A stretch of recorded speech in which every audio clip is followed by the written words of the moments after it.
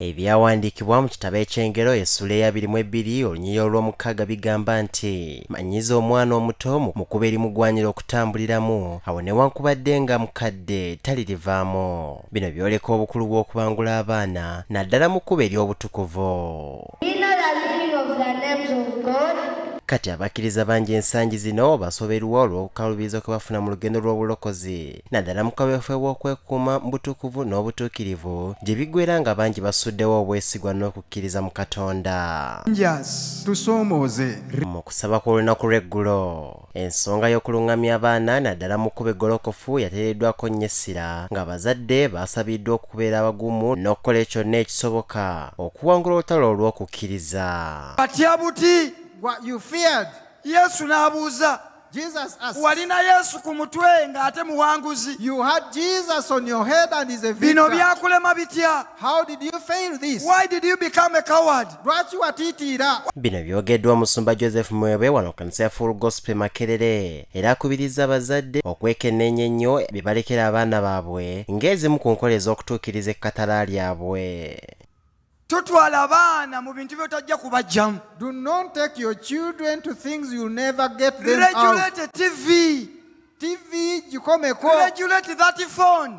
Essimu eyo baako ekkomo Child yaayo. is seeing things on that phone. Waliwo omwana byalaba ku ssimu okwo. We are taking them to Sodom. Tubatwala Sodoma. Ng'asinziira mu kitabo kya Timoseewo ekyokubiri onyiri olwokuna essula ey'omusanvu ewagamba nti nnwanya okulwana okulungi olugendo ntuusizza okukkiriza nkukuumye. Omusumba Mwebe agamba nti abakkiriza baba nga bakunyweza okukkiriza kwabwe balina okwetegekera ebisoomooza ebyayisa olutalo. If any believer Bw'abawo omukkiriza is yenna to keep the faith, ng'ateekwa okukuuma he okukkiriza, must be ready to fight a fight. ateekeddwa okuba nga mweteefuteefu okulwana. Ng'ezimu ku ngeri z'okwetegekera olutalo luno abakkiriza babuuliddwa ku zimu ku nkwe z'omulabe Sitaani mwayita okubawangula era bw'atyo n'ababuulira n'akabasa akali mu butalwana lutalo lwa mwoyo. They were born. Olunaku lwe twazaalibwa God prepared for us Katonda a yatuteekerateekera good marriage, obufumbo obulungi, a good life, obulamu obulungi, a good ministry, obuweereza to obulungi, serve God with all our strengths. okuweereza Katonda n'amaanyi All gaffe. these were prepared for you. Bino byonna byakuteekera. By what the enemy does Naye omubi ky'akola is to divert you from your bwe destiny, kuwugula n'akujja ku to kigendererwa cause kyo, you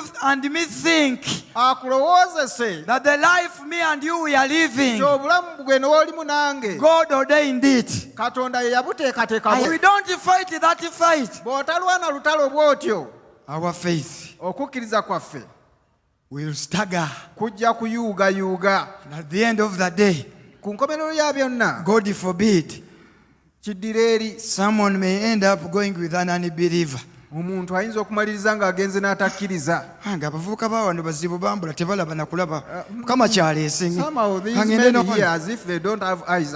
Wano omusumba wasinzidde n'abako obubaka bwaweeredde eri abafumbo. abafumbo abali ono twegendereze Marrieds who are here, be cautious. okwaka bwe kunannemesa mu bufumbo bwange bwe ndimu If lust fails you in your marriage, n'atawaana nnyo ng'omwami oba omukyala and I'm struggling as a husband or a wife mu bufumbo in our marriage, obanga ndi single, whether I'm single, kintu ekyo olutalo olwo ne lunnema okulwanyisa, and I fail to fight that battle, bwenzi ne bunnema okulwanyisa, fornication fails me, I am programming it then in the next generation. mba Ng'ezimu ku nkola ez'okuwangula olutalo luno n'okunywera omusumba falasidde abakkiriza okusabanga amafuta ag'omwoyo n'obuteefuula banafu olwo kibasobozesa okubeera abawanguzi.